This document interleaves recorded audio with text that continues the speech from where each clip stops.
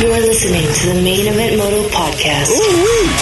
Let's get 162 going, Joe. Huge shout out to Fly Racing, Mika Metals, No Toil, EMT Racing, Viral Moto, All Me Creations, Motosport.com, All American Chevy of Colleen, Screen Printing Done, Guts Racing, Scott USA, DRS Suspension with Race Tech. Joe, how we doing? Yeah, so good. Episode 162. Ooh, 162 knows what to do. Yeah, a couple weeks since our last one. Thank you all for being understanding, sort of. I say sort of because not everybody's been understanding, but took a week off. Nice little chill. Hung out at home. Didn't even go riding, didn't take Evan, just kind of took a weekend off. I think it was my first actual full weekend where I didn't do nothing, Joe, last weekend. Nice. So what did you do if you did nothing? Watched TV, ate food, played SimCity on my computer. I found my old SimCity disc. Oh my God, it's so fun. I love it. I can build an empire, dude. Million people on SimCity, no problem. Give me 8 hours. It was a fun weekend, but we're back. And the last show we did was cool. Coach Rob. Yeah. Dude, good response from him, too. I thought a lot of people were very happy about that. I thought it was a good one as well. But this one's going to be a little different and even a little bit of a different intro for us because we're doing an interview with Lucas Mirtl. He's the agent to a lot of the riders in the sport. Ryan Villapoto. Oh, my gosh, his list. The Lawrence brothers, RJ Hampshire. He's got Max Volan now. So he's got a bunch of them, and I wanted to have him on and do an interview-style show and take us through his career. I guess I was just motivated by last week's show with Coach Rob, just hearing like a story and how a career is built. And I'm thinking to myself, I know Lucas well. I have no idea how he became who he is. Like, no clue. I don't even know who his first guy was that he represented. I don't know any of that. And I'm like, you know what? Let's get Lucas on, and let's do a timeline kind of documentary-style interview with him. And it was good. I'm very happy with it. I learned some things that I did not know, Joe. Yeah. Tough life though, being an agent. I got to tell you right now. Oh. You are available 24/7. And he's going to get into some things just about the job itself, but especially those early days. Oh, he was grinding. And I'm always motivated, inspired by anyone that's had to like live in their van. Totally. While they're trying to like make their life, not just living in the van because that's just where they're at, but living in their van because they're doing something. They're like, they're sacrificing. Sacrificing. So he talks about his early days and how it all started, which is funny because he starts as a 22-year-old mechanic of dirt bikes. Yeah. And then now he's representing Ryan Villapoto, which he gets into that story. Remember the whole Villapoto to Yamaha thing that just dropped on everyone's head on Anaheim 1 a couple years ago? Yeah. He tells that story. He talks about the Lawrence brothers, how he found them. I thought it was a cool interview, and I'm pumped for you guys to hear it. We'll get to that momentarily. But before we do, let's talk a little bit about Supercross, Joe. What's the word, son? Spill the beans, bro. You sound like the DMs, man. I gotta tell y'all something right now, and I've said this so many times, I don't understand. I don't know these things. I am not bullshit in the inner side. I found out that we were maybe going back mid-May from a rider who was getting ready to go get his bike and start practicing, and I'm like, why? And he's like, because I think we're going back racing. I had to call to find out. So y'all need to lay off. And when I tell you I don't know, I'm serious. I literally know what you know. I know whatever's been on Steve Mathis's Twitter. We don't believe you, bro. Well, it is what it is. I can tell you everything I know right now. We know you got the juice. I don't. And all right, then here's the juice for you. Ready? Yeah. They are trying to go racing. The state of Arizona is a possible landing point, not only for this sport, but others. Major League Baseball is trying to pull off very unique season for them. And that's the landing spot. There's plans in place that could be executed, and we can do this, but there are some hurdles that have to get over to, and those are obviously legal ones with the state and the governor and the county, the stadium, the ownership group. There's a lot of those hurdles, but the hurdles as far as like trying to do it, those have all, I think, been jumped. It's full steam ahead. Let's try to make this happen. And I think we're going to find out this week because just based on the calendar, there's no way you can go any deeper without getting an answer. So that's what I know. This is going to come out, Sunday night, Monday morning. I'm assuming over the next couple days, we're going to get our answer. But as of now, that's what I know. Literally, I know that. So Stop yelling at me in the DMs and telling me that I know more than I know. I don't know any more than that. I promise. People even hit me up like, what's the word? What has Daniel been telling you, I Joe? ain't saying shit. So you're the problem. Then you act like we know and we're not saying. We really don't know. We know everything. I wish I knew everything. I wish I could be a fly on the wall. Just here. This is big. We know all the details. These are big conversations. Think about it. When you're on the horn with the governor of the state to see if you can operate live events on television, and again, be like the first ones out of the gate. If this happens, it's so badass. Do you realize how desperate the world is for sports? Even people that hate dirt bikes, I think, are going to tune in. Anything live, anything new. Any competition. Yeah, so if it happens, I think it's huge opportunity. But again, we're living in one of the weirdest times in the history of civilization. Like, the whole world is just locked down over... Again, I don't want to go there. I don't want to get hot and bothered. I'm in a good mood. It was a good interview. So yeah, again, Joe, let's take a commercial break. We'll come back with the interview. This is Lucas Mirtl again. He's an agent to multiple riders in the sport. He tells his story on how he got started and where he is now.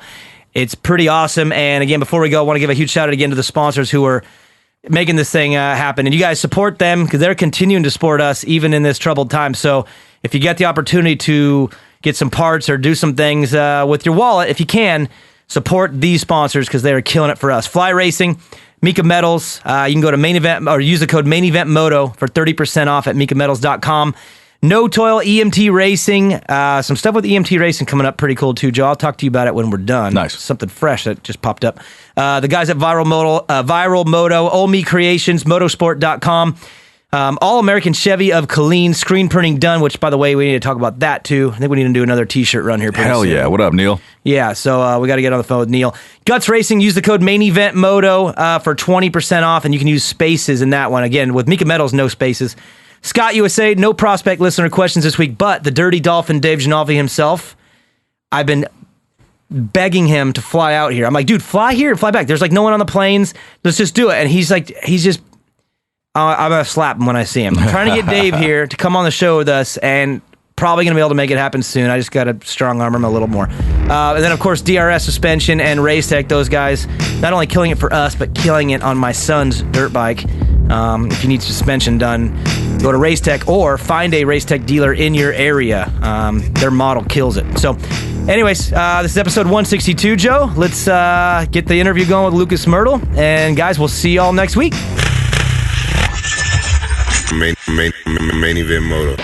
There's a reason I run DRS Suspension and Race Tech hard parts with Mika Metals chains, bars, and sprockets on Evans 65. First off, DRS suspension settings work everywhere. I haven't changed a clicker since I put them on. Maybe it's the internals from Race Tech that give it that extra something. American-made products with a 100% guarantee.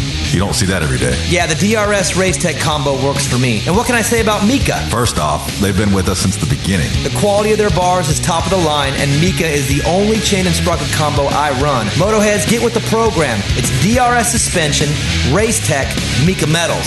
Say it again. It's DRS Suspension, Race Tech, Mika Metals. Is that good, Joe? Yeah. I love when NorCal companies take the world by storm. Guts Racing seat covers and No Toil filters are made right here at home, but their products travel the country and world on some of the baddest dudes' bikes in pro racing. Who runs Guts? Too many factory teams to list, Joe. Who runs No Toil? Well, it's the only filter Chad Reed will run. Guts and No Toil make only the best. So visit gutsracing.com and notoil.com and step up your game, Motoheads. Look good? Check. Protection? Check. Fly Racing has had the gear game on lock for years, but the Formula helmet has taken Fly to another level. They didn't just make a high-quality helmet, they redefined the standard for the most important piece of safety equipment on a rider's body. Use your head and protect your head. Run the Fly Formula helmet. Then cover the rest of your body in Fly's Evolution and Kinetic gear lines. Easy decision.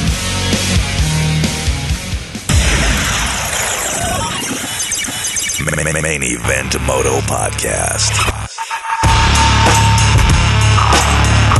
Lucas Mirtl, take us back to early days before the agent life that you live now. Like, take us back to the beginning, I guess, maybe in that transition period where you were getting the idea to go down the path that you eventually went down.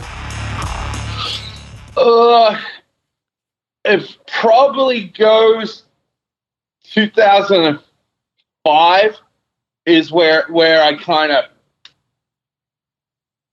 really like figured out life, or figured out like what the heck I kind of want to do, or where I want to go. And that started, I was 22 at the time. I lived in Perth, Western Australia, and I worked in a motorcycle dealership. Like, I was 22 years of age. I was super young, like, right, kind of giving up on being a professional racer. Like, I think in my early teens, I thought, hey, I'm gonna have a shot at this thing, and then kind of figured out really quick, hey, you know, one, I'm not too good, and two, I'm not fit enough, you know, as much as I tried or whatnot. Just kind of figured it out kind of quick. And so it was like a Friday afternoon. I was workshop manager. I was like 22 years old, so I was workshop manager of this pretty big dealership in Perth, Western Australia, like right in the city, you know, super young kid, but like running.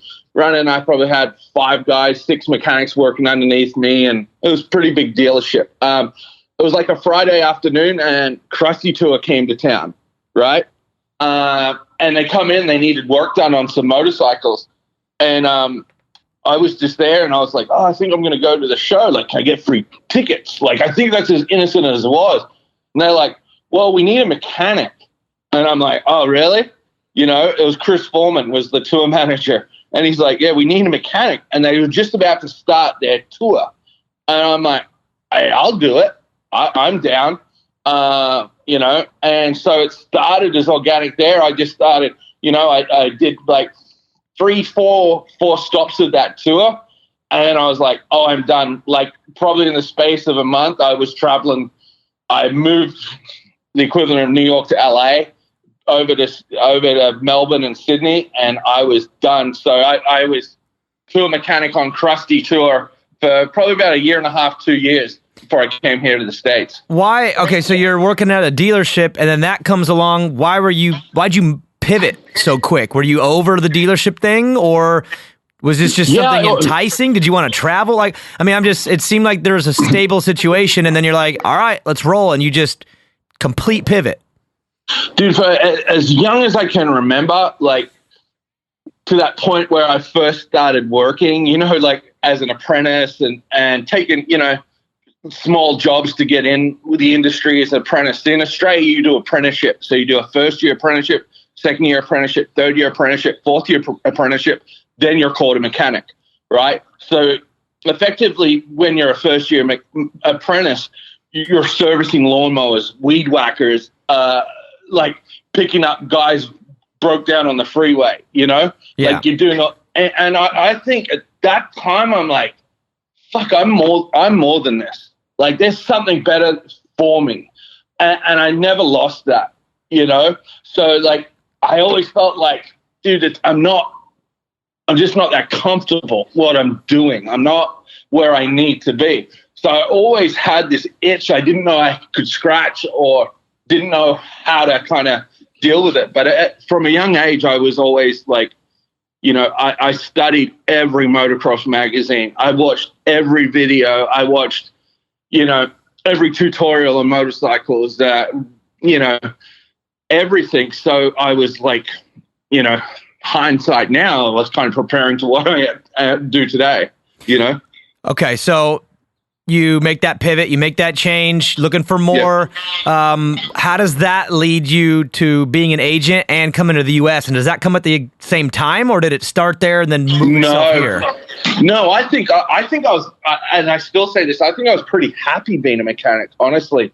I think it was very simple for me. I loved it. I absolutely loved it. I was doing that in Australia. So at the end of the Outback tour, they did an Outback regional tour.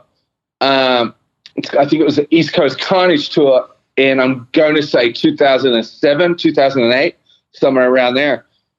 That was when Dew Tour was really taking off. So I met all the riders on tour, like Jim McNeil, Cam Sinclair was one of my best friends, you know, and a few of the guys, Nixie Danielson. And then I was friends with Seth and a heap of the guys. Like, they were all my really close friends. So after that tour, everyone was like, all right, we're going to the US to go do Tour, X Games and whatnot. Mirtl come over here and build bikes, and we'll pay you per event. So that was Jim, Nixie, few other guys, and I was like, yeah, damn right. Never been to America. Like, let's do it. And so from there, I came across and worked those events. Me and Jim McNeil drove back from Baltimore to Phoenix, and literally just started, the process of living on couches and working in guys' garages for about 3 years.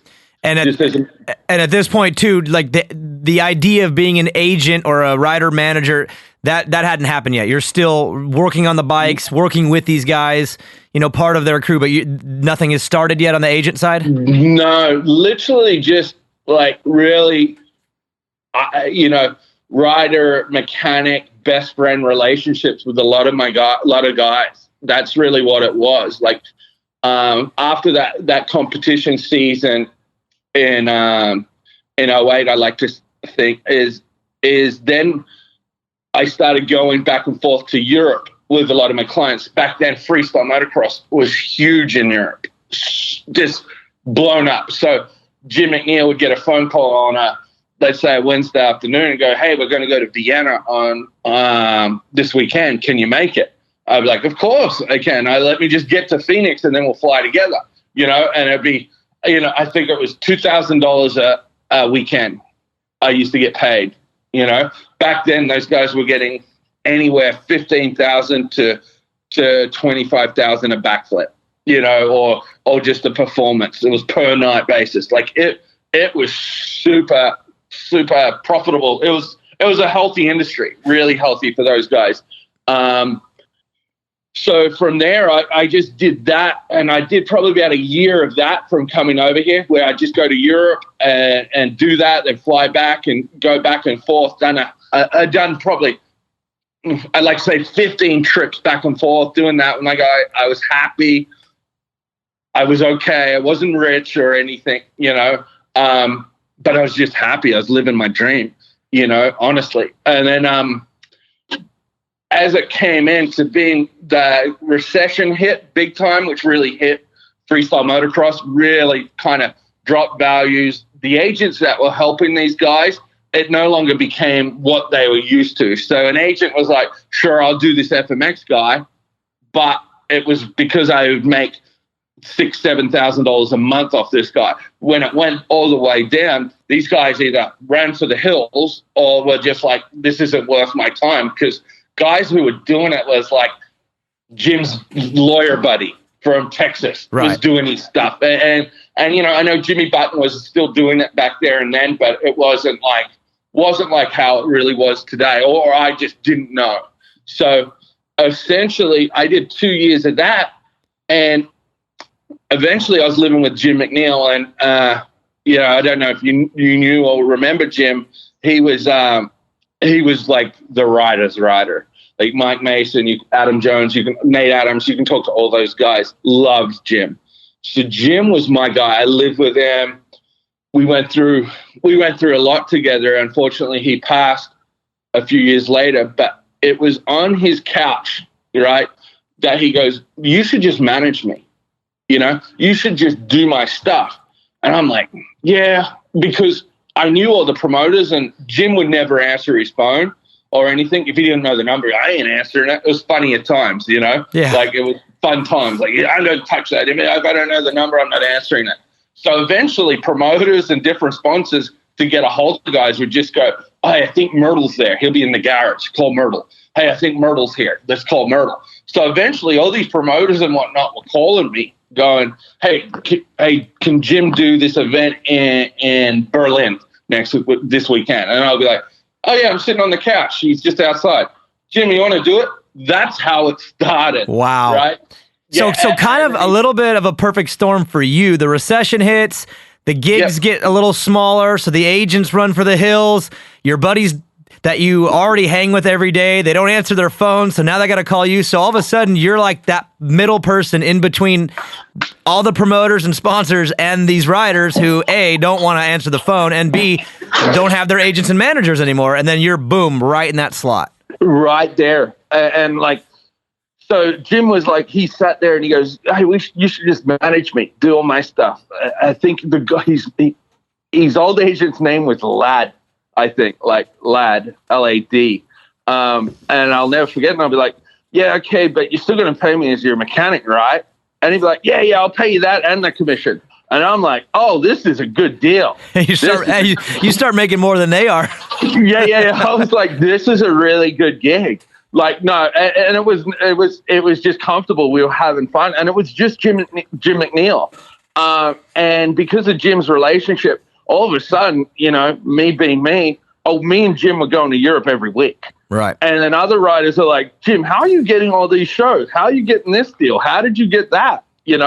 And so it grew super organic like that. Did you start hustling for new stuff too, or were you just taking the calls that were coming in? Like, you know what I mean? Did you start generating some other gigs for him too at that time? Yeah, I would like to say I was hustling, but now knowing what I know now, I was just kicking tires. I was being an idiot.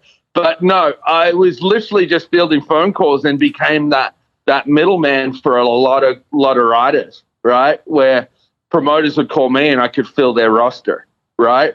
So I could make their event.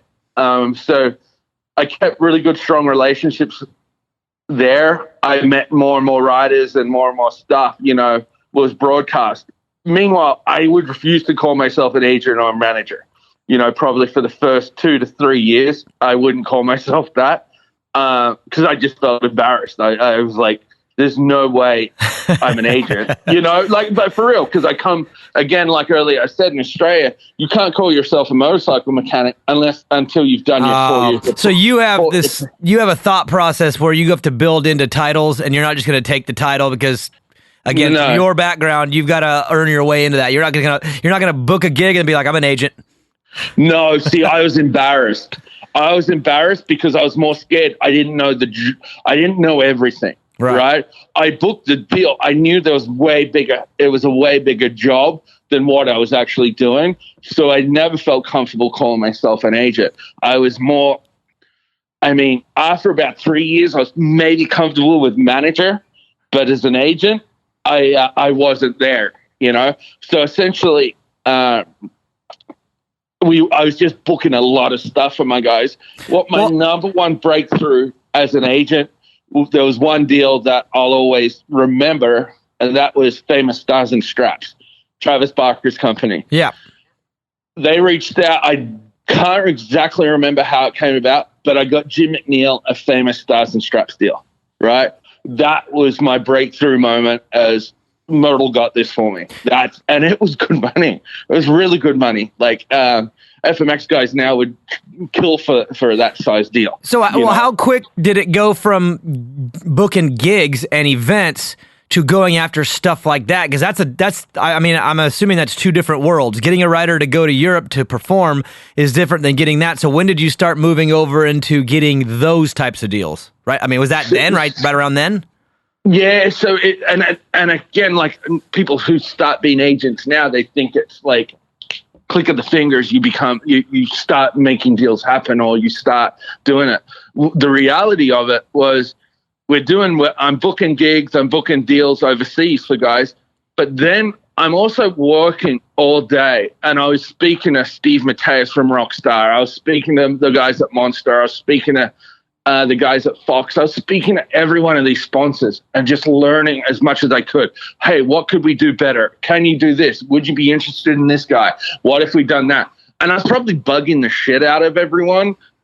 But over a space of probably another year, I just slowly started really communicating with each sponsor, right? Mm-hmm. And trying to give them more value, or at least stay busy on my cell phone. Like at that point, right? Like I would walk from Jim's house about 1.5 miles to 2 miles to a Panera Bread. We used to call it my office. Every time we'd see a Panera Bread, we'd go, "Oh, there was Mirtl's office," because I would work down there because we did free Wi-Fi. Yeah. Right.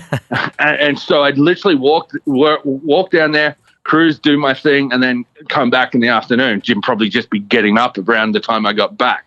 That was the FMX life. Oh yeah.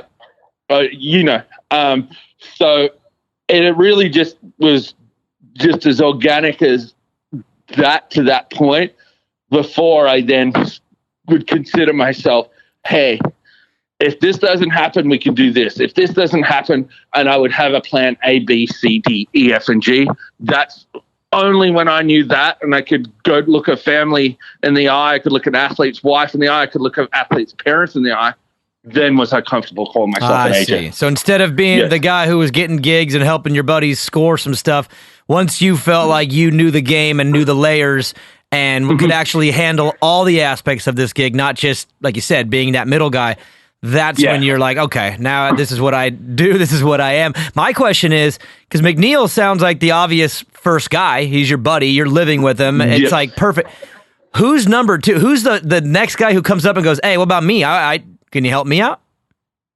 I did Nixie Danielson. And then, believe it or not, I helped Ryan Capes with some stuff. Really? Remember, because I was still working as his mechanic, right? We came to ring, and then I was helping him with some stuff. So I learned a lot from him. And that's a whole nother podcast itself, but a great experience I wouldn't take back for the world. But yeah, like it was more that. And then a few BMX guys came on board. Like I then think, from there it was Jim, it was Nixie, it was Rob Adelberg, Libor Podmol. I signed really great guys. And essentially it's being my business model. I just took every guy I could get at that, up and coming tier. I didn't want that initial success. I just knew if I had these different pieces, I will be successful. I'll grow with these guys. Unfortunately enough, it was between Adelberg, Libor, David Ronaldo, Logan Martin, Brandon Lupos in BMX. I grew with, multi-time X Games gold medalist. Right. Which essentially got me into where I always wanted to live,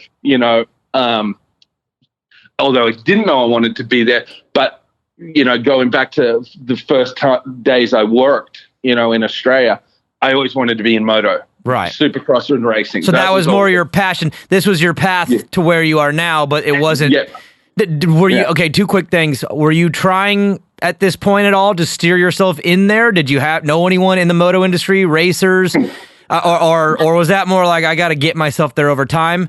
And then the second question is, and I'm going to get to this later, is how did you go from managing your buddy to managing multiple people that don't even, like freestyle does their own thing, BMX. How did you all of a sudden start juggling multiples when it started just as one, someone that you lived with? Like how did that seems like a fast growth plan. So to go back, it was more of a system where I was doing this and then I was still getting my money on the weekends as a mechanic, right? Okay. For my per event. From there, I then went like, okay, now I kind of get to these events and I don't have time to work on the motorcycle, right? Oh, because now you're too busy. You're talking to promoters and spawn, like, okay. Yeah. So then all of a sudden, it just kind of filled my day organically, honestly. Like my day got filled with this, representing athletes. But there's one key point to this. The moment that happened, is where I was going backwards. I had no money. I was living on couches. Like that's when it became super hard. So like that's a story in itself where the moment I did go full time with this, meaning going, I'm going to be a full-time agent. That's where the pressure came on. Yeah. At that point, my athletes would pay me the commission. It was meant to be monthly, but life happens. So like, I'll get you next month's Mirtl. We'll just take it out of this when it hits next month, Right.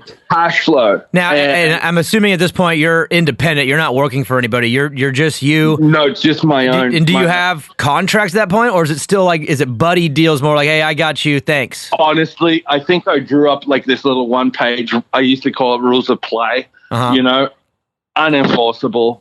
Right, so makes you all feel good, like you think you signed something, but really it was, I hope this guy's cool and pays. Yeah, I mean, if I've probably been, I always tell people making someone money and collecting on it's two different skill sets, you know? So like, yeah, definitely. I was working, hustling. I was still living in Phoenix at that point, and I had a van, and I was literally come to California. I would come to California. It was like someone would call me at 3:00. Everyone thought I lived out here in California. Because you were there all the time anyway. All the time. So literally I'll be in Phoenix and I'll be like, hey, can you come out for a meeting?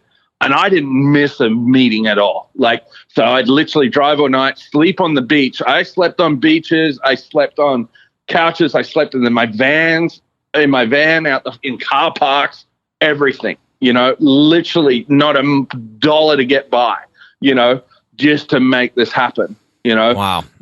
Yeah, like it was tough. So that transition from, hey, I'm an agent full time now was brutal. Like it was hard on my family. I know my mom, everyone was like, what are you doing? Like, this isn't making a whole lot of sense, you know? And I'd only ever speak to my mom about it. You know, she'd be like, Lucas, like, what are you doing? Like, what, you know, she'd be super positive and uplifting, but she's like, where's this going? Like, if you can't collect now, when, you know, did you ever think about being done, just quitting? Oh yeah.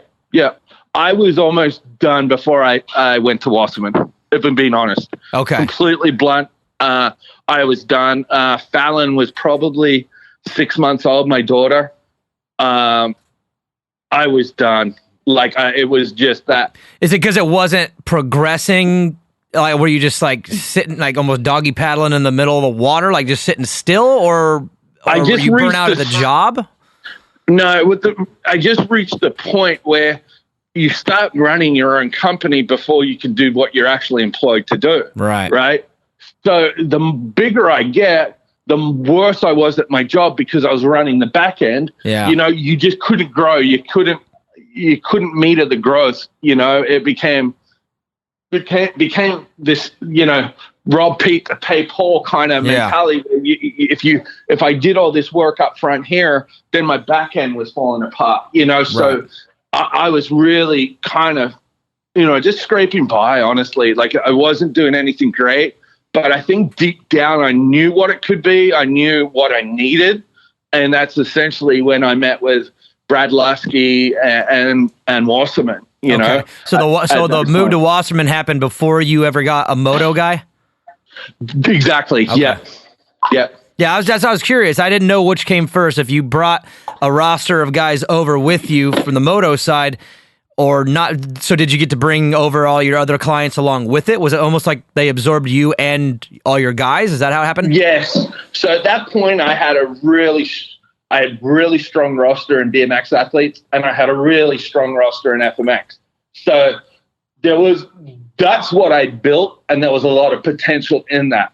At that time, it was those lean years that I was struggling to get through and grow with the athletes. Like I said, it doesn't happen like, oh, cool, I'm an agent, like it's happening. So I just really stuck with those growth athletes, but I was going through the tough times with them. But my tough times were at 10%, remember? So they were still 90% better than I was during the tough times, right? So I was close to it, you know. I don't know if I was going to quit because I hadn't quit the 1,000 times to that point. But the Wasserman thing was super critical for me to go, give me that back end, give me that back office, give me your infrastructure, I'll make it work. Okay. You know? So when you got that, they, again, for you as an individual, they took a lot of the load off of the things that you didn't want to do. You could go back to being what you wanted to do anyway, right? You were saying how you were piling on. All these responsibilities are piling on outside of what you actually are at your best at. So now did this give you a chance to go back to being what you're your best, and they could take care of all the BS on the backside? Yeah. Yeah. They took off that financial burden, I just got to be out there with my clients. And Button was there? Button was there, right? Jimmy was there. Steve Astafan was still there at that point. And then just all the same guys that... Now, how does something like that work? Because I know Button worked with freestyle guys too. So You guys work for the same company, but are you guys independent or team? Like, do you work as a team ever, or even with Astafin? Like, how's that all juggle? Look, it's still like when I came to Wasserman, you still have to perform and still have to do your job. You get the infrastructure, but it doesn't mean it's, all these athletes are just at the door ready to sign with you now. You're a Wasserman. No, right. It gives you a platform. It gives you the best band in the world. Let's say that gives you the best bass player, best guitar. Still got to perform. You've still got to perform, right? So if you can't make it with that, then it was definitely fucking over. Right, if it stunk or didn't go, it was over. Sorry about the language, but it's all good. That's where it was. Like I didn't get to Wasserman and go, oh, it's over, guys. I've made it. No, I felt like I was 10 times under more pressure because, man, now you're in the big leagues. Now you can't. So I really embraced that next chapter. And I mean, I think in that those first 2 years of being at Wasserman, I think I was probably only sleeping 3 to 4 hours a night max. I was working, man. There wasn't any. I would show up to the opening of an envelope. Wow. So it was all in, obviously, again, because of pressure. Yeah. Was it because of pressure or because of ambition? Like you wanted to be, because you wanted to accelerate up, or was it more like, oh my God, I have to now because if not, I'm screwed? Where'd that drive come from? I just think it was more of a natural drive. Like I just knew the stakes were super high, for myself. I knew what I could do. I believed in myself.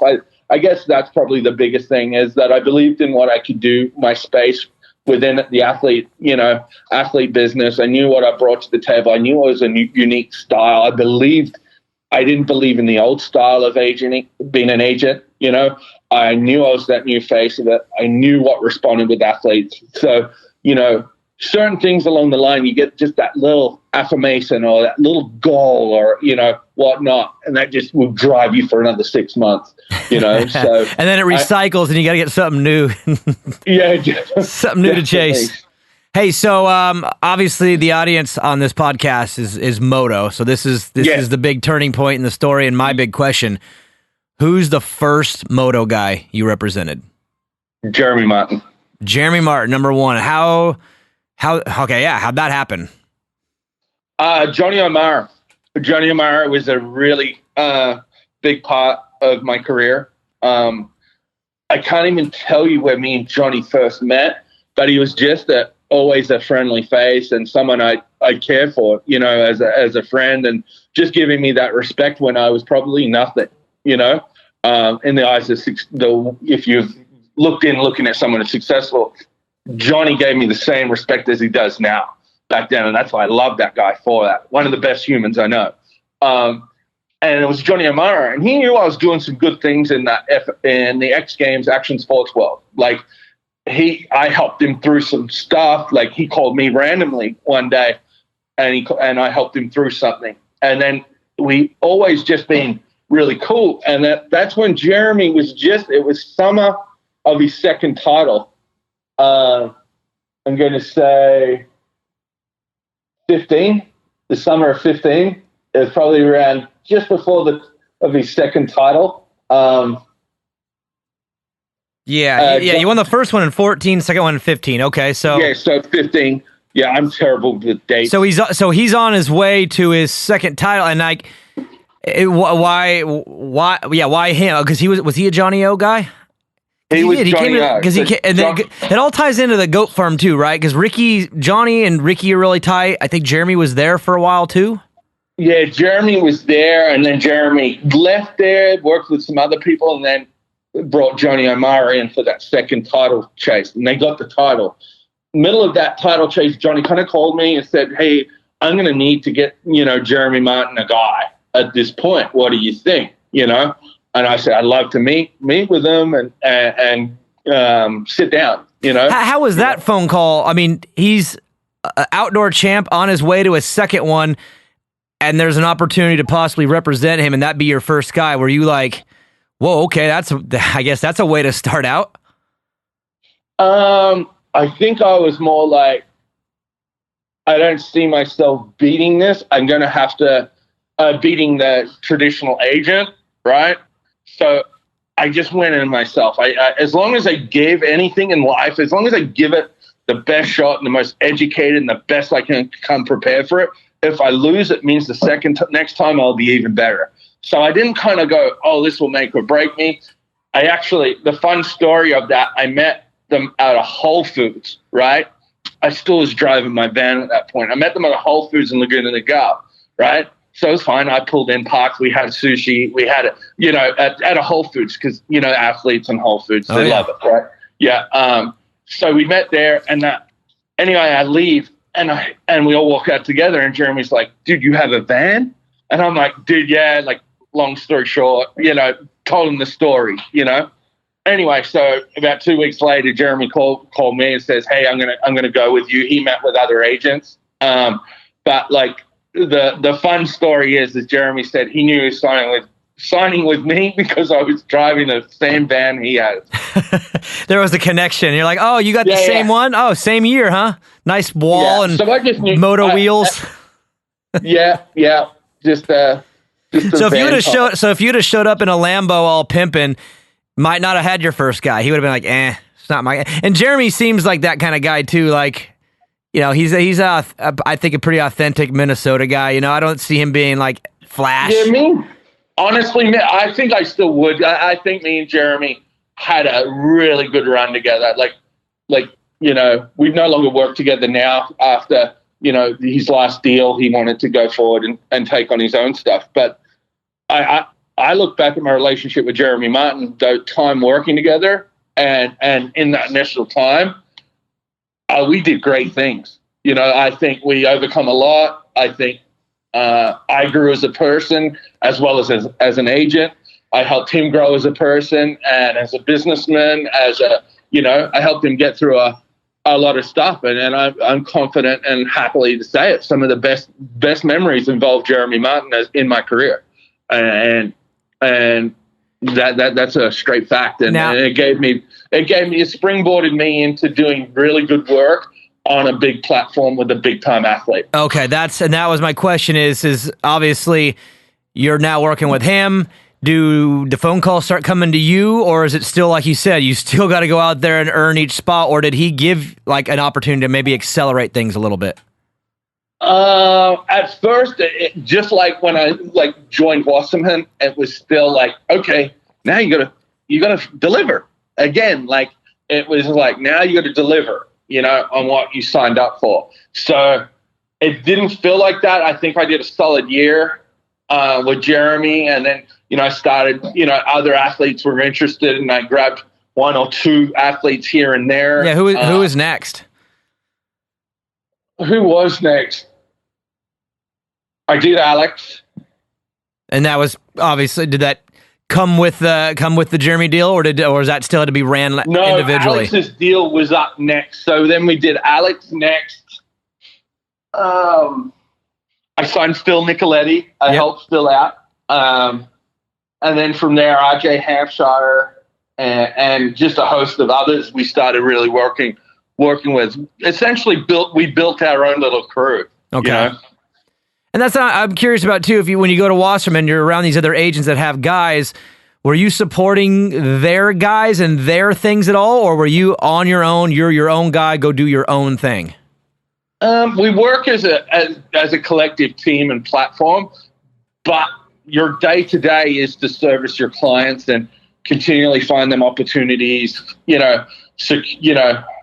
create more growth with current opportunities, So that's not something you can just pass on or, hey, I'm doing this with this person. It's such an ever moving, my day-to-day is ever moving, changing. What I start the day doing and what I'll finish at 10 o'clock doing, I didn't even know I'll be working on that at night, Right. So you essentially are doing it on your own. We get together, every couple of days on phone calls or whatnot. But as a group, we work together for the greater good. But as an agent individually, you are just focused on your clients, and just like looking for new potential clients. So as an individual, that's really where you go. Okay, so rosters building in Moto, is the freestyle and the BMX, is that still doing its thing and popping, or does that start to suffer a little bit because your responsibilities are growing in the moto side now?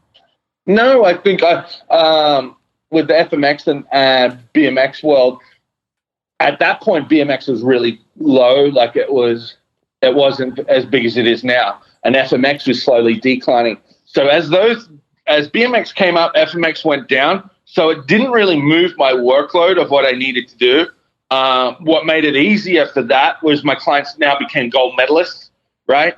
On the action sports side, all my guys were winning pretty much every event of the year. So it became very easily turnkey. Like, this, make no mistake, this job's easier should you have the right guys. Yeah, you have a good roster and they're performing. The job's easier, obviously. If you have not good guys and they're not performing, good luck. Yeah. Yeah, you're going to have to make tough phone calls. You're getting quizzed daily. That comes with the territory. Right, for okay. Sure. So, again, to the moto side, that's starting to grow. At that point, do you have a limit in your mind? Like, this is all I can handle? Or is it the same mentality that you had before, which is bring on everybody and I'll take on? I mean, where was your mentality then? Just fast growth? Or did you have like a game plan and a max of what a limit you would put on yourself? I think Wasserman's still waiting to see that limit, so I can't even say that there was a limit. I just was really identifying the key talent, the key athletes that I could make change for, and it just kept going in moto. It kept going in moto, that's where I was making the most positive impact. It was where the business was strong, the deals, I was increasing deals. I was increasing entry-level deals in the space. I was doing great work, so between that great work, other athletes were looking to get that same service, Right. The other thing is what I'm different. I go to every race, I'm still the only agent that goes to every race with their clients, I'm there for them. Tomorrow I'll be at the test track, Supercross track, actually tomorrow with Joe Shimoda. There's stuff I believe I've got to be full-time. I've got to be a part of everyone's programs, Okay. So to answer your question, Moto just became really my strong suit. Main event moto. If you're a true Motohead, then motosport.com is your only choice when it comes to OEM or aftermarket parts for your bike. And when it comes to servicing your bike or giving it the punch you need to perform, it's EMT Racing. With motosport.com, you can get everything you need for your bike with great pricing and ridiculous speed on shipping. And with EMT, it's simple. Take your bike to the experts. 2020 is the year EMT takes over the performance world. If you don't know, now you know. Your Bat Bros choose motosport.com and EMT Racing, and you should too.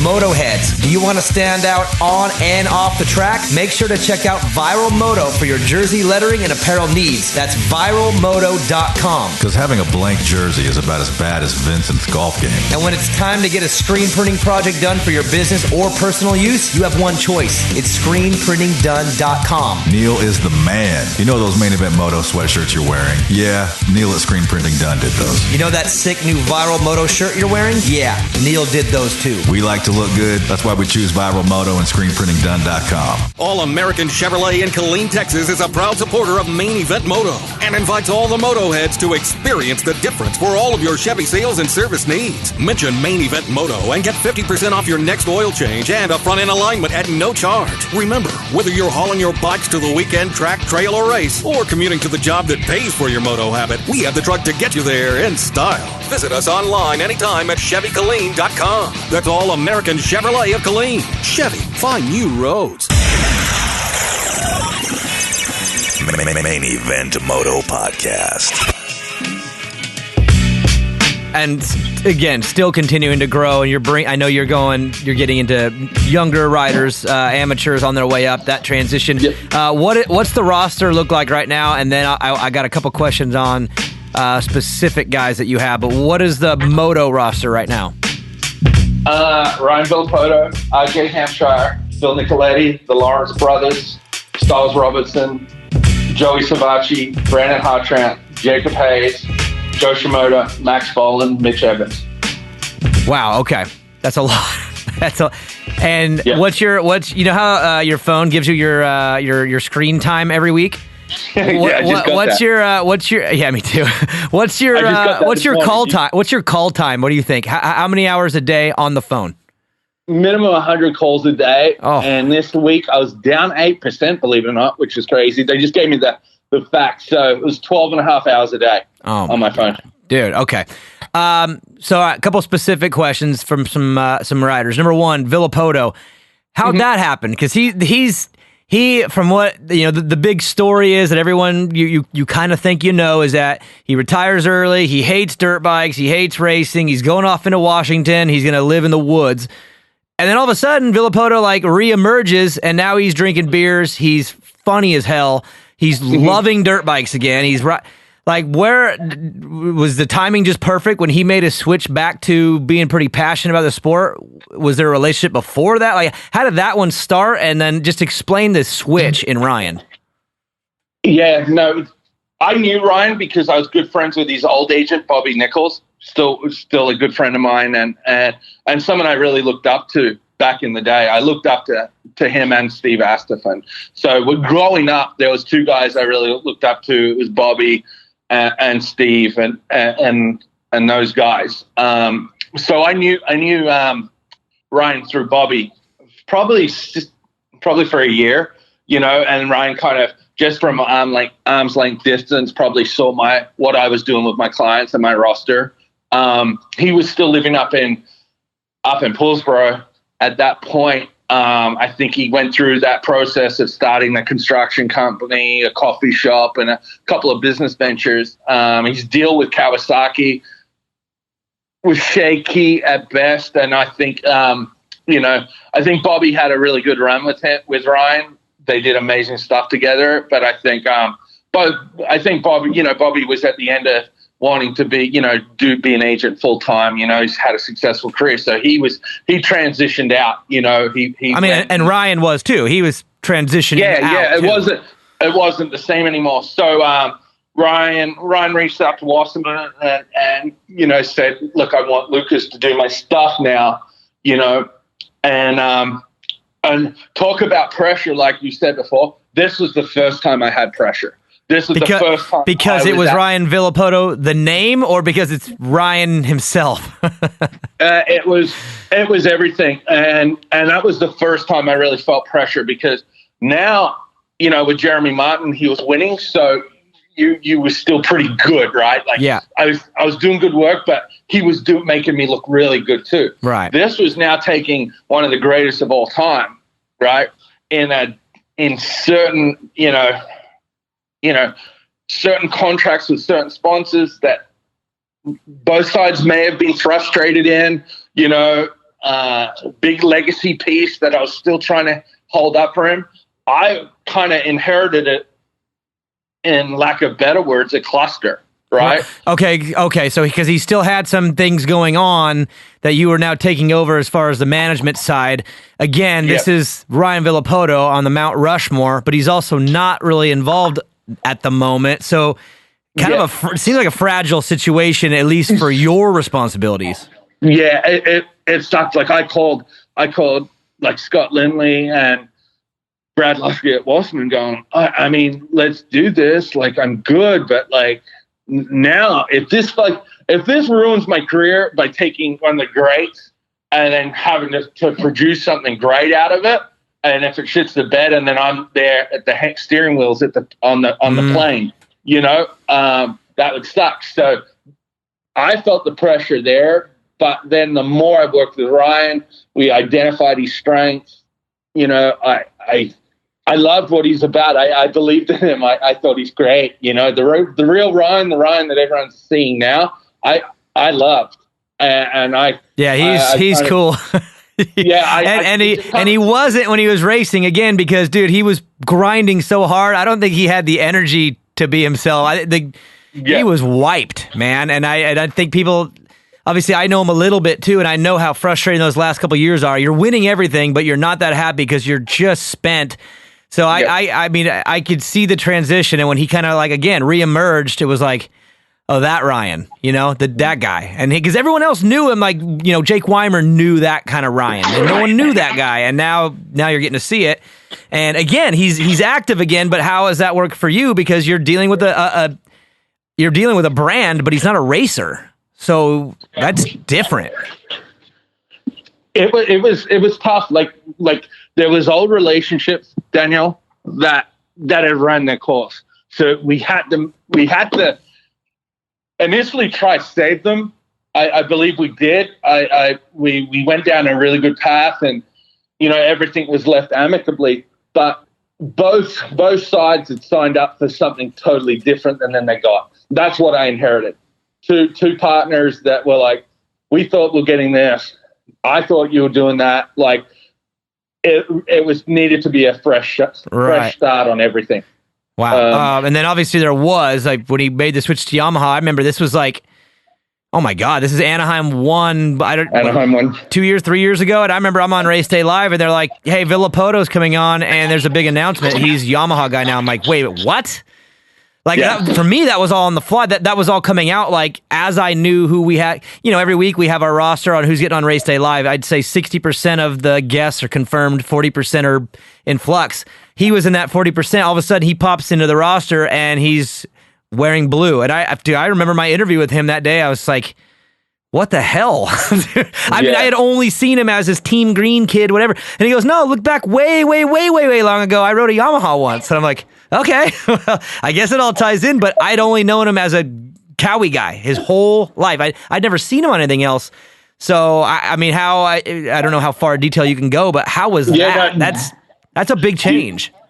Yeah, this one's going to blow you away.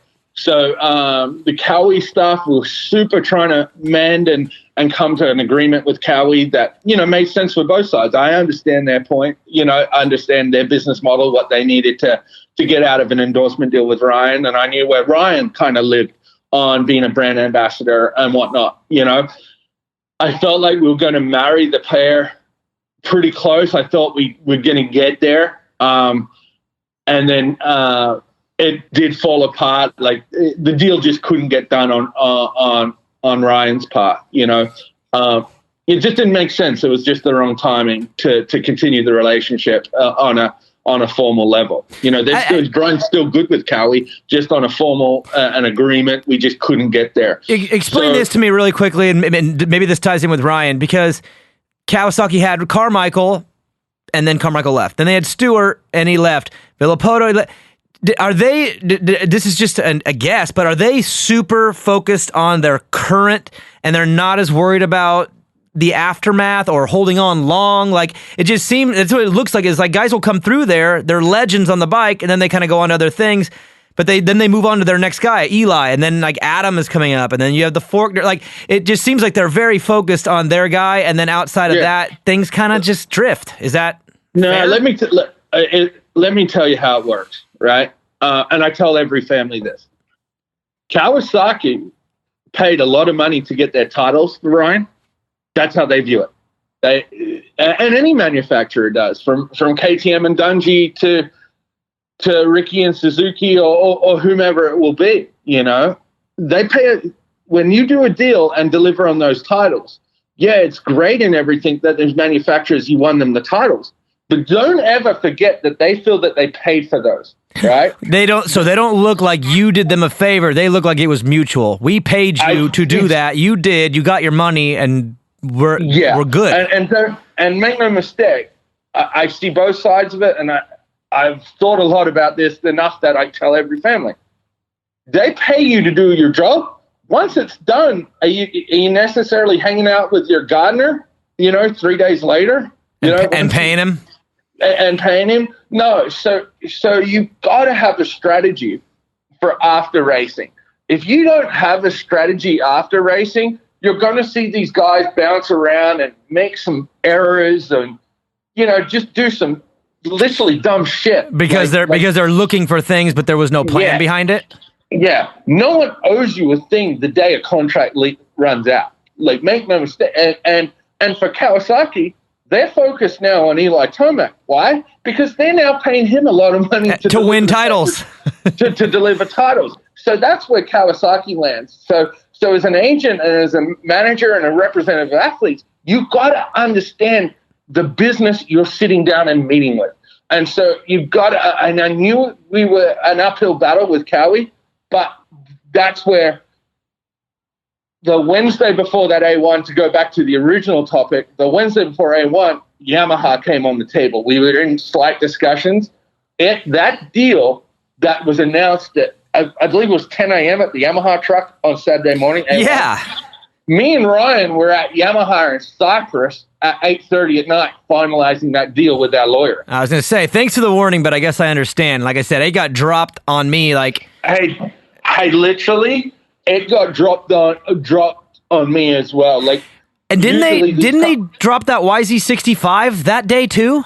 No, San Diego they did. Yeah. Oh, yeah, that's right. It was a couple weeks later. That's right. Okay. Yeah. So literally, usually these deals take a lot of time, and especially on an ambassador deal, getting the paperwork and the wording and the expectation, the deliverables set on something like that, generally could be a 8-week process. Me, Scott Lindley, which is Wasserman's lawyer, and Ryan, we literally got that thing turned around in, I'm going to say, 24 hours to getting it signed. And it was signed like 9 o'clock, 8:30, 9 o'clock at Yamaha up in Cyprus there.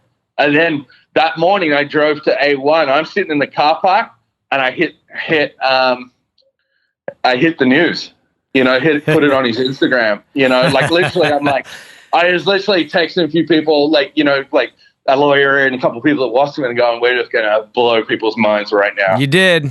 I remember. And then I had him on the show. He's wearing a blue Yamaha shirt. And I'm just like, wow. Yeah. Damn. Like that. I mean, it was the same with Dungy doing the Geico thing. It was like, what? Like, it was just, I guess when thank God ours lasted a little longer. Yeah, it did. Well, and that's the funny thing is, again, in this sport, Lucas, we hear things, man, way before it comes out, and you hear the rumblings and you do a little digging. But that one dropped. And you guys did a good job at keeping it, maybe, or you didn't have time to even let it get out. No, I didn't even have time. That's the only secret I've ever managed to keep in this sport. Like, no matter how big the athlete and the deal is, there's a guy in the workshop that, if there's a race team, there's 20 guys around, and the moment a bike's needing to be built for someone, it's over.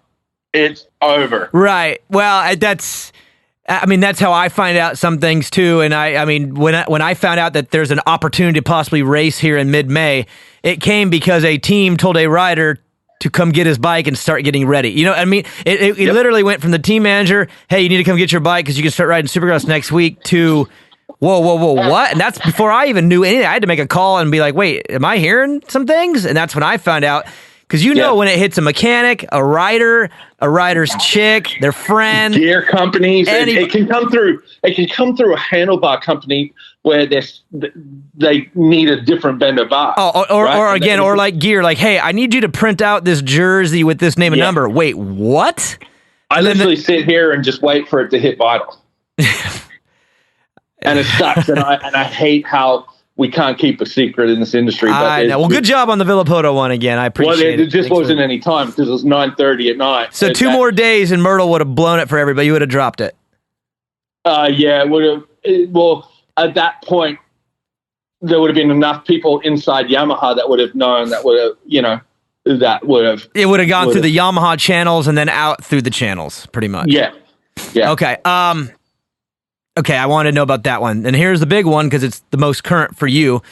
The Lawrence brothers. First time I ever heard about them. Well, first time I ever heard about them, I only heard about one. I heard about Hunter. I think he's a Suzuki guy, and everyone's talking about there's this young Australian kid. He's good. I ended up watching him, I think, at the USGP for the first time. And then all of a sudden, that thing accelerates quick, and Hunter's coming to the U.S. riding for Geico. Oh, they got a little brother, too, and he's pretty good, but he's just a kid. That's the first thing I ever heard, and all of a sudden, these two come on over. You were way in front of that. So take me to the beginning of the Lawrence brother relationship, and then just how you got them here.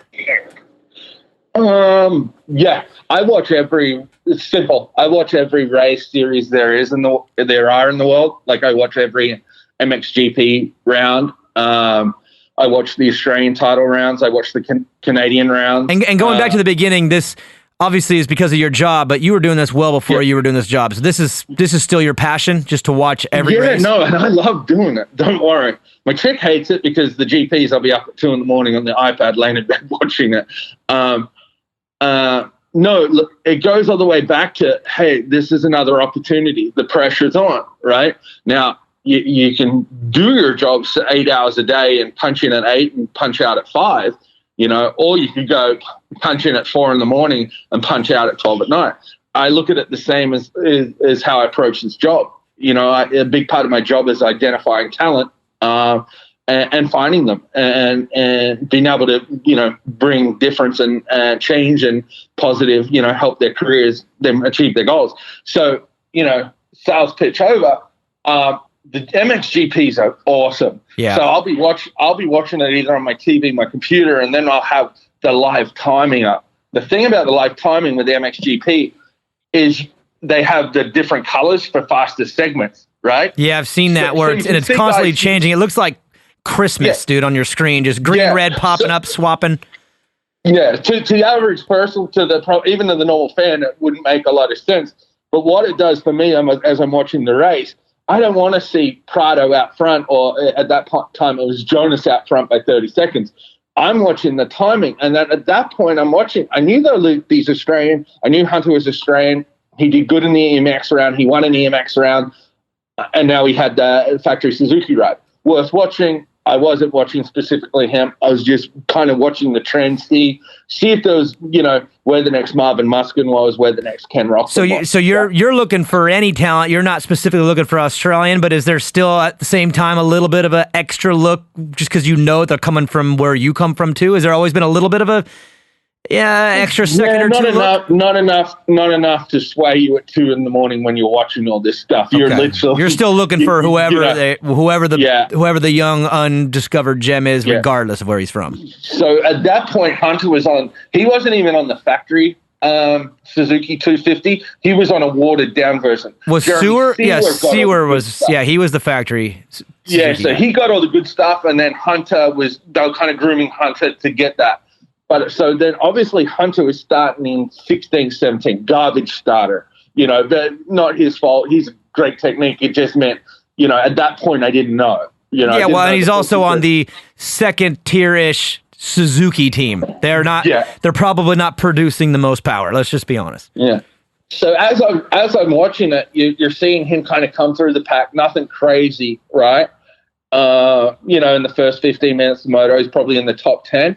And then in the last half of the races, he was matching lap times with the leaders and going all the way to 4th and 5th, right? And he was sliding up sectors, and you're like, holy shit, this kid's okay. Dude, he just needed another 15 minutes. So you're not looking at the results and going, this kid's good. You're actually watching how it happened going...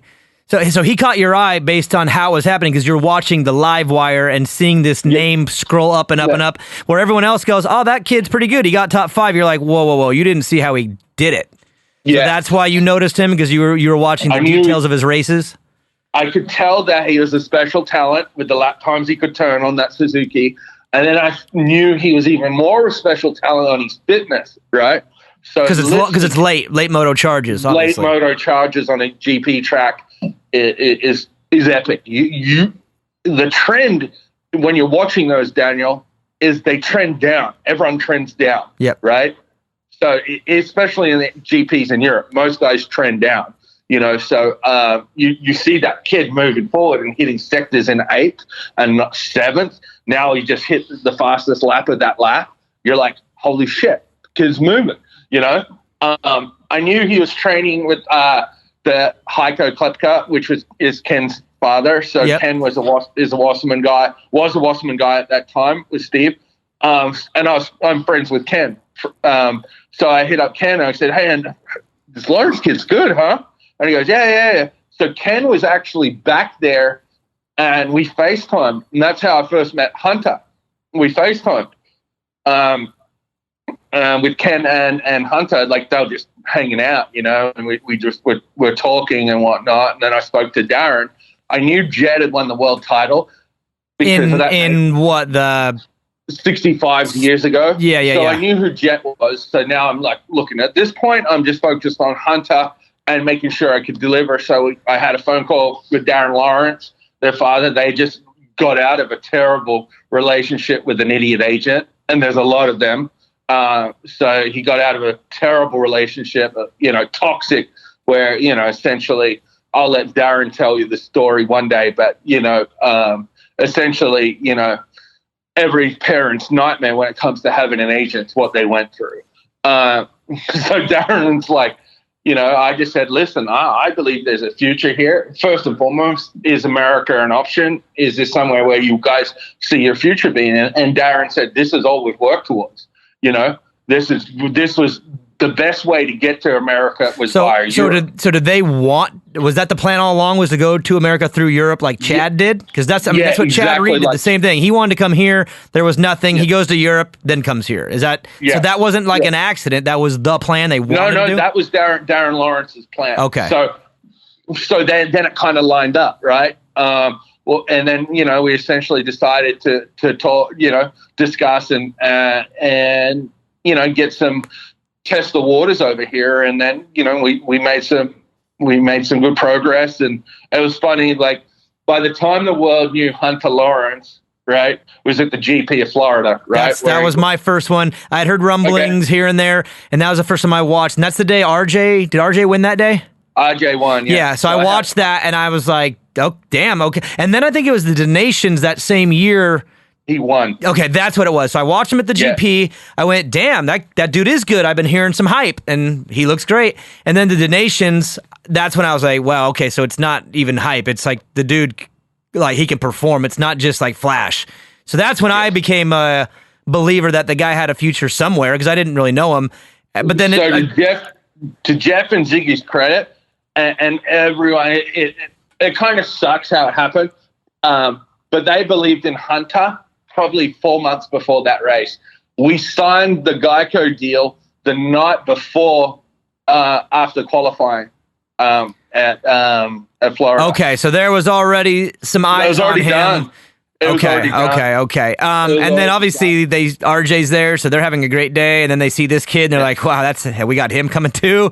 They're probably they're probably pretty giddy about what they've got. Yeah, and that's credit to Jeff Myshak because I did offer them to another particular team, and they had a heap of hurdles, and they really railroaded it. If I'm being completely honest, there was another team that had full visibility to get Hunter, and they didn't believe. Jeff and Ziggy believed. Okay, now I heard a story that was wrong, and I confirmed this with you a couple weeks ago.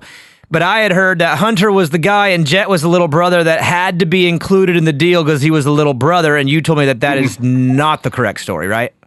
No, you look for your listeners, each athlete's an individual, right?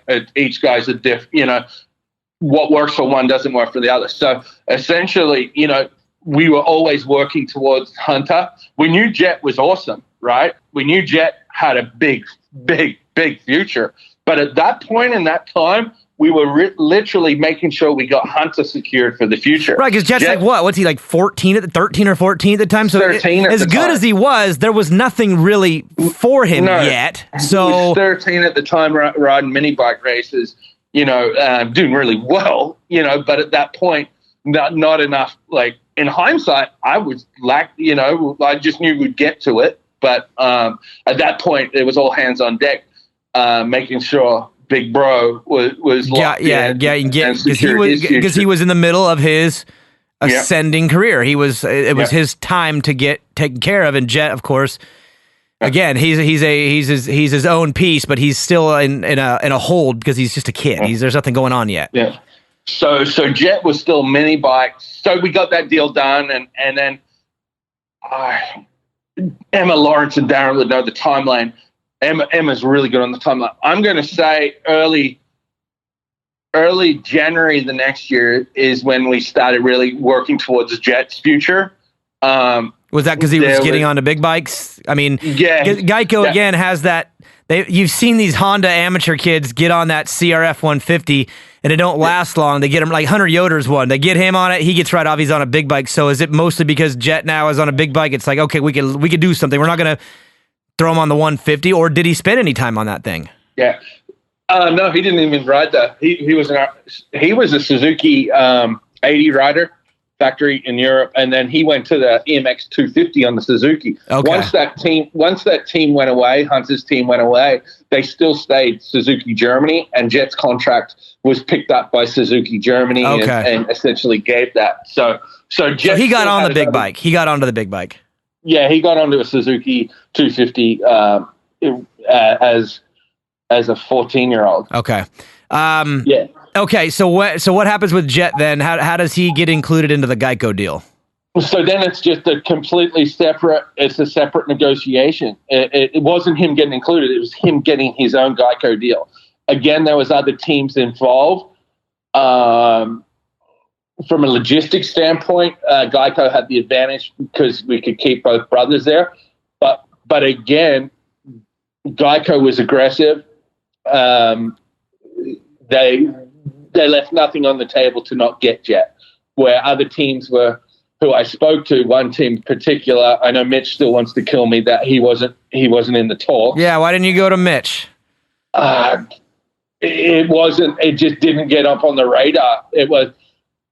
I can see it being hard too, because some agents, Daniel, will go and shop them to 4 guys. We kind of, as a family, as an agent, and as the Lawrences as a family, they really narrowed down which where they wanted. So to they gave you we would love this and this, and then you instead of. I mean, again, maybe not the right terminology, but instead of hoeing him out there, you went, okay, let me go after the things that you want and see what I can get out of those two. You didn't just go planting seeds all over the place. Yeah, exactly. Because there's nothing worse. Agents get a bad rap, and some earn it because they'll go shop something and they'll waste people's time, and they're never going to go there. Right. Right. So it's more of a ploy as a way to raise value or hype things up. I mean, you hear that in NFL, NBA all the time. I mean, you're a Cowboys fan like me. Anytime an agent, you hear rumors that the Cowboys are interested, they're never interested. They just use that name as a way to get them on ESPN, and then it increases value. So you're not that guy. No, exactly. So Mitch is still a good friend of mine, but he was mad at me for a while that he never got offered them. I don't know how level of mad or tongue in cheek, but he definitely, in hindsight, really wanted that chance to get them. But again, it didn't land that way. So Jeff and Ziggy never met the kid and went on everything that I said, done their own research, which I give them credit to because I think they're some of the best in the industry for spotting, identifying talent. Well, they had a pretty nice, consistent run of number 1 plates. If you look on the door, they have hit on amateurs too. You talk about Sexton and go back to Trey Kennard, Blake Ward. I remember they're pretty good at making the transition from amateur to pro. That they usually end up with at least 1 or 2 of the right guys every couple of years. Yeah. I just Jeff and Ziggy, they're really good at what they do and they care a lot about. That's all I can say. They're really good at what they do. So now you've got Jet there too. Now, how does this work? Because I remember this timing. You got Hunter starting his pro career. Jet's an amateur, but they also have Shimoda, who's an amateur. They got Mumford. They are like stacked. All in the same year. A lot of these amateur teams like to stack them 1 year apart. Cowie always has 1, then 1, then 1. They end up having 3 amateurs all at the exact same time. You also represent Joe Shimoda. How does that all work for Geico to be able to absorb that much amateur talent at one time? I didn't represent Joe at that time, so I didn't care. If I'm being honest, they'll just. That was up to them, what to do about their roster.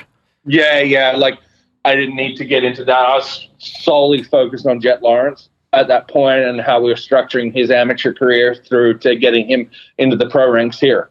So that would be more of a Jeff and Ziggy question, how they were going to do it. So then how did the Joe deal come about then? Because that's pretty new too, right? Yeah, that one's super new in the grand scheme of things. That was a little bit after Loretta's as he went pro. Just requiring all the additional services that I do and Wasserman does. So super organic. I'd spent some time with him at Loretta's, Mini-O's, and some other California Classic, that year before last year. Great family, great kid. So it was, we sat and had a nice dinner with the family, and super organic. I love that. I love that partnership and relationship. Nice. Okay. I got two more questions for you then. So now you have some amateurs. You've obviously you can spot talent. So you're starting to catch these kids as they make their transition into the big bikes. You got Max Volan, which personally I love. Max is a NorCal kid. I've known him since he was just a little kid. Talon used to ride with me when I was young, so I love the Volans. I do too. Actually, fun fact. As a kid growing up, Talon Volan was one of my favorites when he was in GP. Me too. Hey, so remember when Carmichael and Volan were battling that summer in the outdoors? That was hard for me. Ricky's always been my favorite rider since I was 5 years old. I've always loved Ricky, but I love Talon too because he was like for a period, he was like an older cousin to me. He was always around riding. He was a NorCal guy, legend. So I'm watching them and I'm like conflicted because they're battling and I liked both so much. I just remember that summer and just being like, I would cheer and sob when Talon would like get Ricky. I'd be like, yeah, it was so hard for me because I liked both so much. But anyways, back to Max. Yeah, young kid. I've watched him since he was little guy around here. You're transitioning that. How closely do you look at amateur talent and how do you even decide? I think I've said on this podcast a million times, I think our amateur system over here is a little off. How do you find the right pieces, not knowing, because you know how it goes. Some of these, they turn pro, it don't work out, and some go on to win titles. How are you even juggling like talent management, I guess, at the amateur level? It just seems like it'd be pretty hard. Yeah, you can waste a lot of time there and waste people's time there too. Look, I think myself personally, I'm pretty, if anyone's to say someone's going to hit, I'd like to think that I'd be one of the most trusted people in the world to say it for talent. I think Max Volan's a no-brainer. I think his pedigree, his family, between Tyson, Talon, it's a no-brainer, and then you just look at what he's done on a mini bike. Now he's on the 125. Next year he'll be on a 250. I just know, the biggest thing I look into the background is how they're going to get to where their goals are, right? There is some sort of a framework, foundation I'd like to see on certain athletes, and it's concerning when you don't see it. Everything you'd want to see is there. Everything Talon talks about that, it's not just, hey, he's going to win. It's how are you going to win is the biggest question. Yeah, right? and that's again that I'll give the whole Volan family credit for this. They're very organized with their planning. It's never just loose. It's always we're building for this. This is how we're building to get there, and it seems like the goal changes whenever it needs to, and they just focus on the goal. And Talon's always been structured like that. He's super structured. And he's been that way with Max because he's told me some things to do with my son, whatever. And he's like, this is what I did when Max was 7 and 8 and 9 and 10. And I'm just like, man, you really did have a plan. And they do. They execute the plan. Again, he's at that point. How do you judge, like maybe say your next 3 amateurs, whoever they may be, what are you looking for? Like, is it not just results again? Is it just foundation? Is it a combo? Is it the family? It's obviously outright talent. I'm looking at they can do those little extra things. I'm going to really look at lap sheets, and I'm very big on technique, and that ability to have the right technique so you can set up a bike well, so you can go run the same speed as the leaders. Or be good on multiple tracks even. Just if you have solid fundamentals, exactly. It usually carries over into everything. Bit. I'm a big technique guy, and that style. If you have that generally will tell you what you just said, like, will he be good in the mud? He's technically sound. Like, you look at Shimoda, you look at Hunter, you look at Jet, right? And you look at Max. Show me a bad photo of any of those guys, right? they're always in the perfect position on the bike. They're always where you're just like, boom, that's so good. As a former rider, you hit a corner 20 times with your buddy taking a photo just to get that one shot where you're perfectly leaned over or whatnot. Where with a guy with good fundamentals, anytime you take the picture, it looks good, even if they don't know it's coming. Exactly. So that kind of explains the technique and style aspect. And then you really look for, like, how are they going to get there? How can I be a part of it? How can I cause change if they're needed? And it's a lot of listening. It's a lot of sitting down and making sure that we are both right to get in this marriage, a relationship between me and Max Talon, between me, Darren, Emma Lawrence, and the boys, and anyone, and Villapoto. It's a marriage. It's not, it's got to be right. Yeah, but again, that's different for you because that's your way of doing things. I know we've talked about this before on this show. You're that type of agent. That's the way you approach it. They're not all like that, right? I mean, some of these are, it's just business deals. It's not a marriage where there's a personal relationship. I know you're different that way. Yeah, and honestly, that's where a lot of these relationships between agent and athlete crumble and fall apart. And I have a few of those guys on my roster now, from direct result from that. I don't think, I think the job is way more than just saying, hey, here's your pro circuit deal, or here's your Geico deal, or here's your factory Cowie deal, here's this. No, it's to do this job right, you've got to be in the trenches with them. You got to understand. You can't just put someone on in a contract and then go, cool, good luck.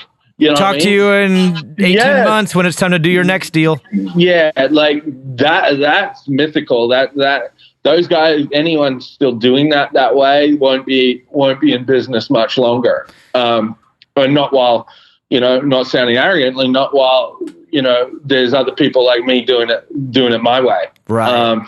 And those old agents will go, oh, what are you doing deals at the races? Well, why are you going there? I hear that and I just go, because this is where you're needed.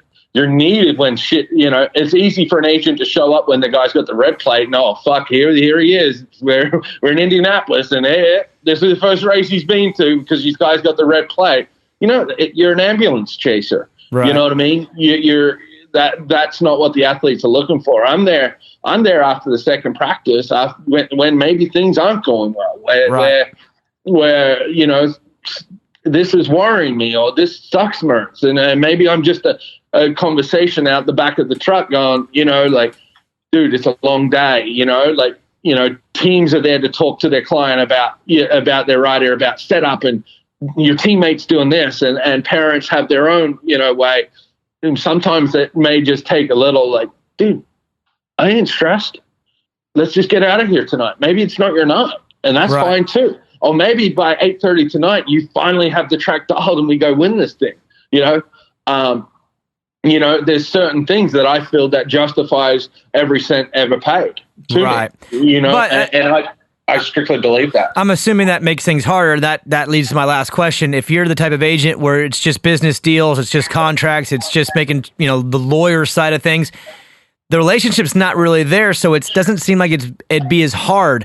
Because for you, you're Lucas. You have your personality. You have what you like. You have what you don't like. You're you. But you're dealing with all these different riders, their parents, their wives, like hundreds of personalities. My question is, how do you juggle that and make sure that you're doing the best thing for all your guys? Because you're having to change tone. It just seemed like even the Lawrence brothers, they're not alike. So you have two brothers that they're not even alike, and you have to deal with them and still be you, but somehow cater to them. Like, how do you juggle that many personalities when you just have yours? You know what I mean? Yeah, I really, that's a tough question.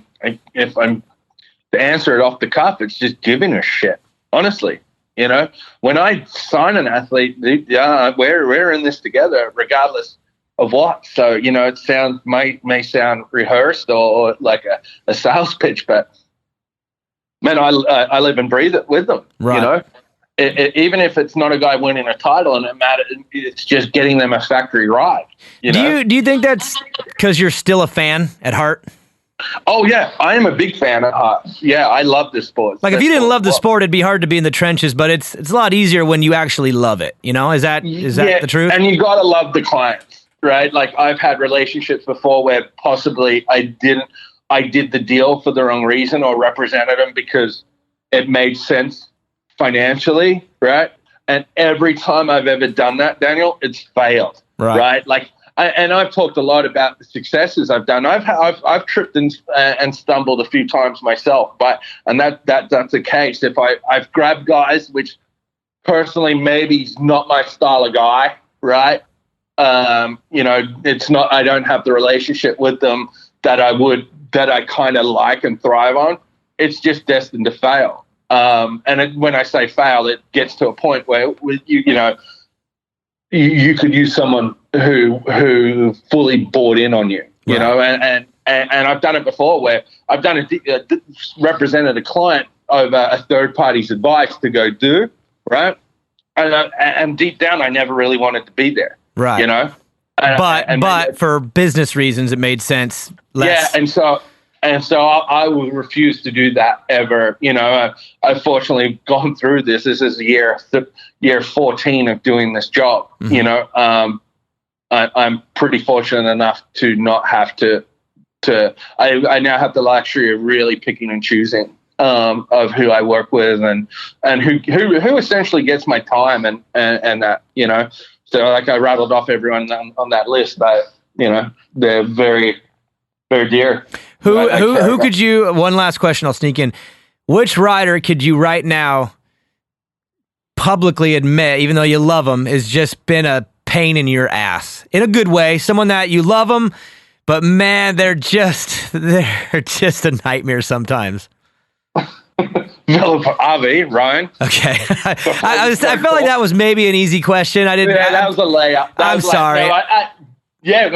Ryan's strong-willed and one of the greatest of all time. So you're the listener and the fan of the sport. You know what I think's going to be right and what Ryan thinks is right. We're going to cross. We're going to cross swords on it, or we're going to butt heads on it. You know. So it's definitely Ryan, but you know that comes with the magnitude of the deals and a lot of the stuff is his obligations and marrying them into a workable agreement that both him and a sponsor would like. But yeah, it's probably below. Phil's very close second. Yeah, Phil. But I love Phil because me and him will just scream at each other. Hey, the good thing about Phil is that you don't have to wonder if he's sugarcoating anything. It's real. Whatever he's. I absolutely love Phil. Phil's dude. Yeah, me and him will scream and say, "You're not fucking talking to me for a week." We put each other on like a week ban, dude. Like, you know, I love it. You know, and he's doing really well. Like he was a guy that people are like, why would you do Phil Nicoletti or why? Because I like him.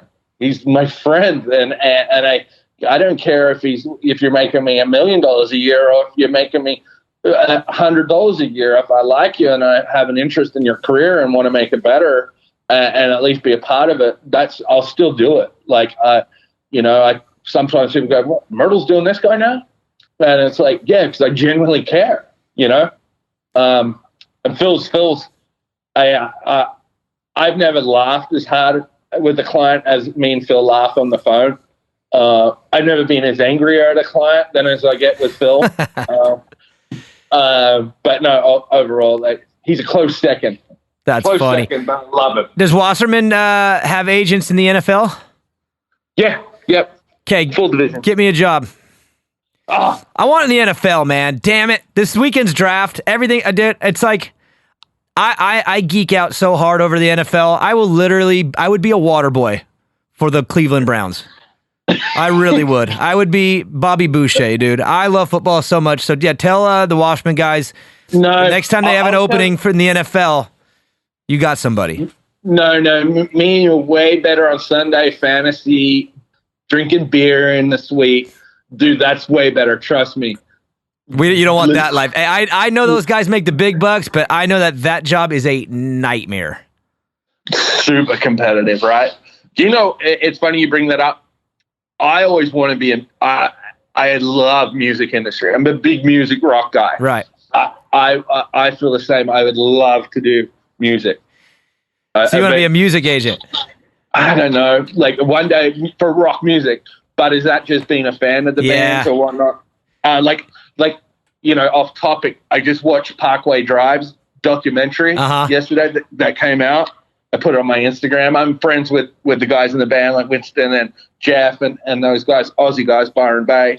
But they did a documentary where they're managing themselves, which now lets them do full arena shows, and it gets them up there. Loved it. Anyone who's a rock fan should go watch it. Viva the Underdog. Great. So I watched that yesterday, and I'm like, I almost want to ring them and say, look, I'll just rep you. I'll just rep it for free. Oh, my gosh. Hey, I could see that industry having a hard time here in the next however long. Gonna be tough. Like I literally text Jeff, and I was like, bro, unbelievable. And he wrote that later on that day, but I was like, I will rep Parkway Drive for free. That's hilarious. Maybe when I'm done with this group of athletes, that would be something I'd probably, the next chapter. I would look at that. But at this point, we're married.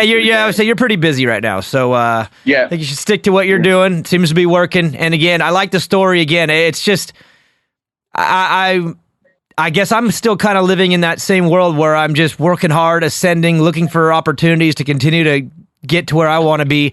So for me, it's inspiring to hear your story because, again, sleeping in vans on the beach and sharing couches, and it's just like, dude, that was my life forever. So when I hear that, and then I hear how you were able to make it all the way through, personally inspiring, and you're my friend, and I find it inspiring. Awesome. No, I appreciate it. I think there's a lot of us, that have gone this path that's non-conventional and whatnot, and I believe that's who are going. That's the future. I have two daughters, Gianna and Fallon. Man, I'm gonna bring them up the same way. You want something, go get it. Yeah. And listen. A lot of listening, not talking in the early stages. Well, congrats on your story, and it ain't done. Lucas, thanks for coming on, and I really appreciate it. I know the listeners are going to love it. And I'll be probably talking to you tomorrow when we hopefully find out if we're going racing or not. So I feel positive.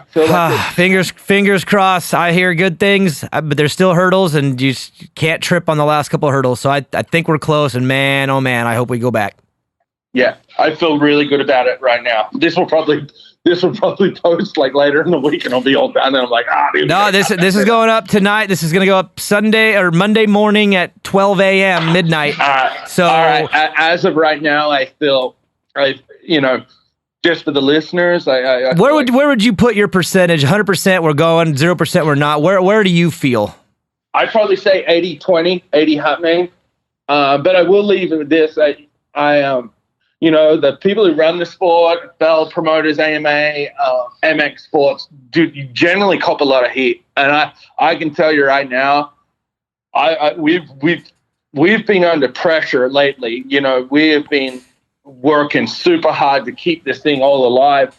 And then when I found out exactly what Feld and the AMA and that doing, I've got to give those guys props. Yeah. Dave Prada, Mike Murray, the AMA. I mean, they are guys, to your listeners, to everyone listening, they are working their butt off to get this thing up and running for everyone, and, ultimately being one of the first sports back. Yeah, I'm proud of our sport right now. You remember how you said it's not about being there when you get the red plate and the good times, it's the bad times? Yeah. This right now is the absolute worst thing that's ever happened to the sport. And obviously this is a world problem, so it's not a supercross, motocross problem.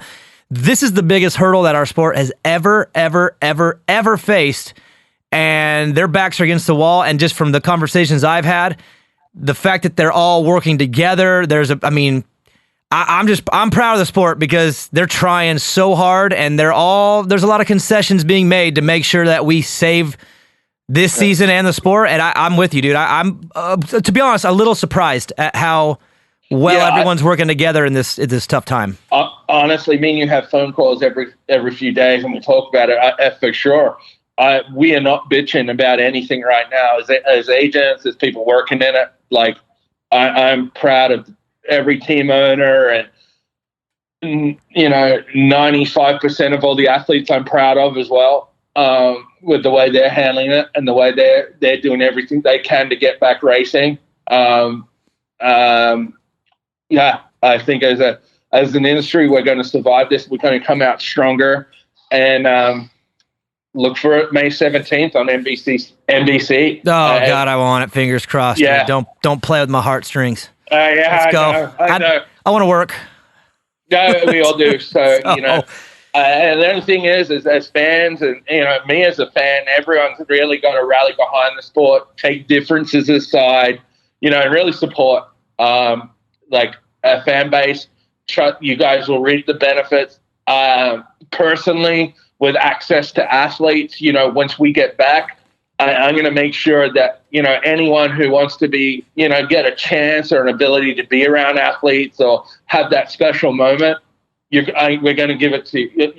It's, it was a real eye opener of this time. And me personally as an agent, like that, I think that fan experience is only going to increase. And me personally, I'm going to make sure that anyone who wants that special moment, I'll do my darndest to make happen and keep people excited to, be around these athletes, I love it. All right, let's talk midweek, and we'll talk about our plans in Glendale. I'm just gonna fingers crossed we're going. So we'll talk Wednesday about what we're gonna do when we get there. All right, let's force it into a fruition. Awesome. All right, bro. Appreciate Talk to you soon. Have a good day. See ya.